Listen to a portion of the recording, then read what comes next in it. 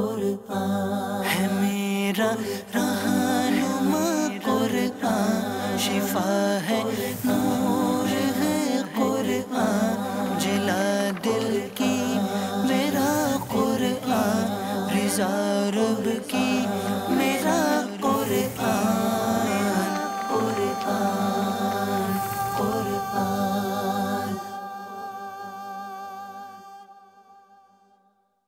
الحمدللہ رب العالمین والصلاة والسلام علی سید المرسلین، اما بعد فاعوذ باللہ من الشیطان الرجیم، بسم اللہ الرحمن الرحیم۔ الصلاة والسلام علیک یا رسول اللہ وعلی آلک واصحابک یا حبیب اللہ، الصلاة والسلام علیک یا نبی اللہ وعلی آلک واصحابک یا نور اللہ۔ میٹھے میٹھے اسلامی بھائیوں اور مدنی چینل کے ناظرین، سلسلہ ہے ایک قصہ ہے قرآن سے۔ قرآن ہے میرا رہنما، قرآن شفا ہے، نور ہے قرآن، جلا دل کی میرا قرآن، رضا رب کی میرا قرآن، قرآن قرآن۔ میٹھے میٹھے اسلامی بھائیوں اور مدنی چینل کے ناظرین، آج ایک بڑا ہی عجیب و غریب واقعہ لے کر آپ کے لیے حاضر ہوئے ہیں۔ آج کون سا قصہ سننا ہے؟ قرآن میں ایک چیونٹی کا تذکرہ ہے اور بڑے ہی پیارے انداز میں وہ تذکرہ موجود ہے۔ میرے میٹھے اسلامی بھائیوں، یہ چیونٹی حضرت سلیمان علیہ نبینا علیہ الصلوۃ والسلام کے دور میں تھی، اور کیا ایسی بات تھی جس کا تذکرہ قرآن میں بڑی تفصیل کے ساتھ موجود ہے۔ ہمارے سلسلے کا آج موضوع ہے حضرت سلیمان علیہ نبینا علیہ الصلوۃ والسلام اور ایک چیونٹی۔ حضرت سلیمان علیہ السلام حضرت داؤد علیہ الصلوۃ والسلام کے فرزند ہیں۔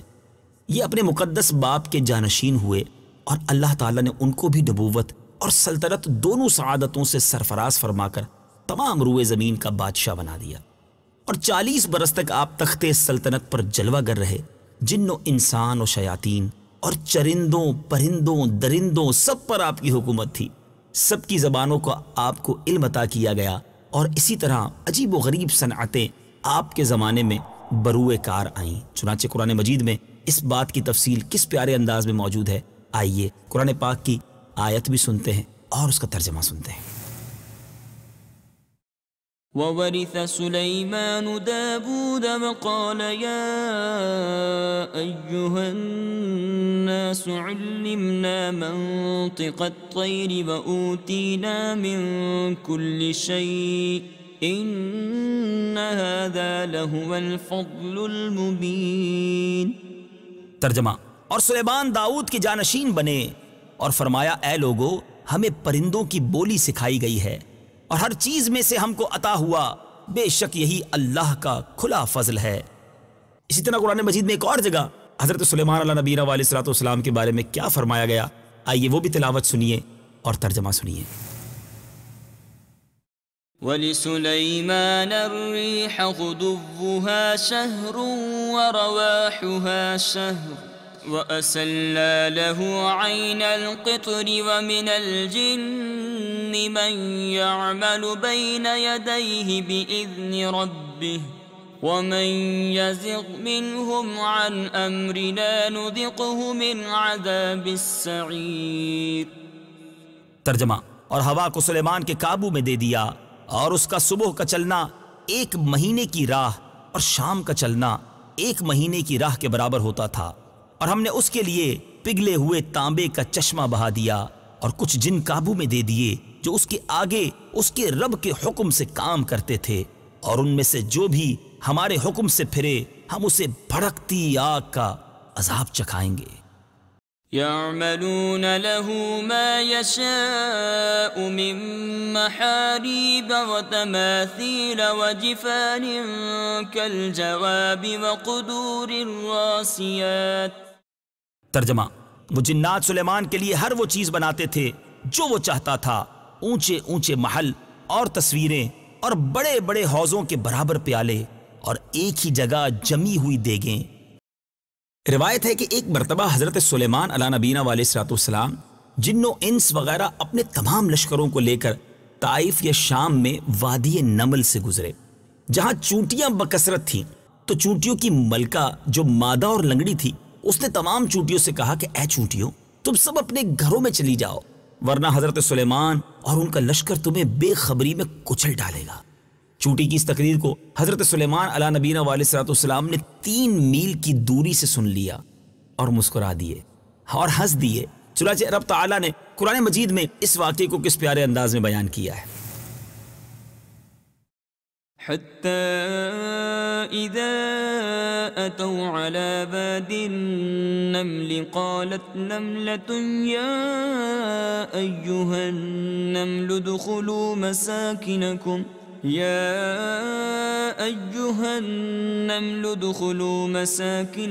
لا يحطمنكم سليمان وجنوده وهم لا يشعرون۔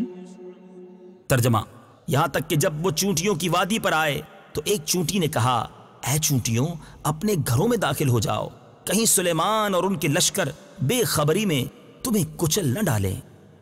فتبسم ضاحكا من قولها۔ ترجمہ، تو سلیمان اس کی بات پر مسکرا کر ہنس پڑے۔ اے میرے میٹھے اسلامی بھائیوں، یہ حضرت سلیمان اور چونٹی کا جو واقعہ ہے، جب یہ قرآن میں آپ نے سنا تو اب اس سے درس کیا ملتا ہے، اسے سیکھنے کو کیا ملتا ہے؟ چونٹی کی آواز کو، حالانکہ اب جا کے سائنس یہ پروف کرتی ہے کہ چونٹی کی کوئی آواز بھی ہے، ورنہ اس سے پہلے سائنس یہ کہتی تھی کہ چونٹی بولتی نہیں ہے، مگر قرآن نے 1400 سال پہلے ہمیں بتا دیا کہ چونٹی کی آواز ہوتی ہے۔ اور حضرت سلیمان علیہ نبینا علیہ السلام کی سماعت کا عالم یہ ہے کہ 3 میل کی دوری سے چونٹی کی آواز کو آپ نے سن لیا تھا۔ یہ حضرت سلیمان علیہ نبینا علیہ السلام کا معجزہ ہے، اور اس سے معلوم ہوا کہ حضرات انبیاء کرام علیہ السلام کی بصارت و سماعت کو عام انسان کے، عام لوگوں کی بصارت اور سماعت پر قیاس نہیں کر سکتے، بلکہ حق یہ ہے کہ انبیاء کرام کا سننا اور دیکھنا اور دوسری طاقتیں عام انسانوں کی طاقتوں سے بڑھ چڑھ کر ہوا کرتی ہے۔ اور عشق کی بات تو یہ ہے کہ حضرت سلیمان علیہ نبینا علیہ السلام کی سماعت کا عالم یہ ہے، تو جو سلیمان علیہ السلام کے بھی آقا ہیں، ہمارے آقا مدینے والے مصطفیٰ صلی اللہ تعالیٰ علیہ وسلم کی سماعت کا عالم کیا ہوگا؟ جبھی تو ہم کہتے ہیں دور و نزدیک کے سننے والے وہ کان لعلے کرامت پہ لاکھوں سلام۔ اس چونٹی کی تقریر سے ایک اور بات بھی معلوم ہوتی ہے کہ چونٹیوں کا بھی عقیدہ ہے کہ کسی نبی کے صحابی جان بوجھ کر کسی پر ظلم نہیں کر سکتے، کیونکہ چونٹی نے کیا کہا تھا؟ وَهُمْ لَا يَشْعُرُونَ، یعنی حضرت سلیمان علیہ السلام اور ان کی فوج اگر چونٹیوں کو کچل ڈالیں گے تو بے خبری کے عالم میں لا شعوری طور پر ایسا کریں گے، جان بوجھ کر نہیں۔ اے میرے میٹھے اسلامی بھائیوں، سے یہ پتہ چلا کہ جان بوجھ کے نبی کے صحابی ہوتے ہوئے وہ کسی پر ظلم و زیادتی نہیں کرتے۔ اب ذرا غور کیجئے کہ چونٹیوں کا یہ عقیدہ ہے کہ حضرت سلیمان علیہ السلام کے صحابی کسی پر ظلم نہیں بلکہ کسی جانور پر بھی جان بوجھ کر ظلم نہیں کرتے، تو اللہ کے نبی ہمارے آقا علیہ السلام کے صحابہ کی شان اور ان کے مرتبے اور ان کے عدل اور انصاف اور ان کی شرافت کا عالم کیا ہوگا؟ اسی طرح میرے میٹھے اسلامی بھائیوں، یہ بھی معلوم ہوا کہ حضرات انبیاء علیہ السلام کا ہنسنا تبسم اور مسکراہٹ ہی ہوتا ہے، جیسا کہ احادیث میں وارد ہوا کہ یہ حضرات کبھی کہا مار کر نہیں ہنستے۔ تو ہمیں بھی اگر مسکرانا ہو تو ضرور مسکرائیں، لیکن کہا مار کر جس کی آواز دوسروں تک پہنچے، یہ کہا مارنا سنت نہیں ہے۔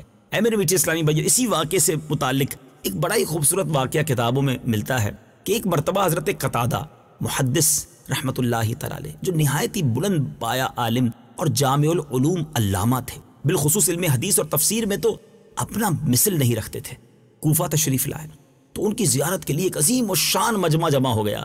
آپ نے تقریر فرماتے ہوئے حاضرین سے کئی بار یہ سوال کیا، مجھ سے جو چاہو پوچھ لو۔ حاضرین پر آپ کی علمی جلالت کا ایسا سکہ بیٹھا ہوا تھا کہ کسی نے آپ کے سامنے کوئی سوال ہی نہیں کیا۔ امام اعظم ابو حنیفہ رضی اللہ تعالیٰ عنہ جو بھی بڑے کم عمر تھے، کمال ادب سے کچھ نہ بولے، مگر آپ نے لوگوں سے کہا کہ حضرت سے پوچھیں کہ وادی نمل میں جس چونٹی کی تقریر سن کر حضرت سلیمان علیہ نبینا علیہ السلام مسکرا دیے تھے، وہ چونٹی نر تھی یا مادہ تھی؟ چنانچہ جب لوگوں نے آپ سے یہ سوال کیا تو آپ بالکل دم بخود ہو گئے اور آپ کو اس کا لاجواب ہو گئے، اس کا جواب نہ بن پڑا، خاموش ہو گئے۔ تو لوگوں نے امام اعظم جو کہ ابھی نوجوان تھے ان سے کہا کہ آپ جواب دیجئے، تو امام اعظم نے فرمایا کہ وہ چونٹی مادہ تھی۔ حضرت قتادہ رحمت اللہ تعالی نے فرمایا کہ اس کا ثبوت ہے۔ امام اعظم نے جواب دیا کہ اس کا ثبوت یہ ہے کہ قرآن مجید میں اس چونٹی کے لیے قالت نملتن مؤنث کا صیغہ ذکر کیا گیا، اگر یہ چونٹی نر ہوتی تو قال نمل مذکر کا صیغہ ذکر کیا گیا ہوتا۔ حضرت قتادہ رحمۃ اللہ تعالی علیہ نے اس دلیل کو تسلیم کر لیا اور امام اعظم ابو حنیفہ کی دانائی اور قرآن فہمی پر حیران رہ گئے اور اپنے بڑے بول پر نادب ہوئے۔ اللہ اکبر! امام اعظم جو کروڑوں حنفیوں کے پیشوا ہیں، ان کے علم کا جوانی کے عالم میں کیا عالم تھا۔ اللہ کریم تربت امام اعظم پر اپنی کروڑوں انوار و تجلیات کی بارش برسائے اور حضرت سلیمان علیہ نبی علیہ الصلوۃ والسلام سے مزید ہمیں محبت عطا فرمائے۔ قرآن پاک کی کیا بات ہے، کیسے پیارے پیارے انوکھے واقعات ہمیں سننے اور سیکھنے کو ملتے ہیں۔ اگلے سلسلے میں ایک اور حضرت سلیمان علیہ نبی علیہ الصلوۃ والسلام سے ہی متعلق واقعہ لے کر حاضر ہوں گے۔ مدنی چینل دیکھتے رہیے۔ صلو علی الحبیب صلی اللہ تعالی علی محمد صلی اللہ علیہ وسلم۔ قرآن ہے میرا رہنما، قرآن شفا ہے نور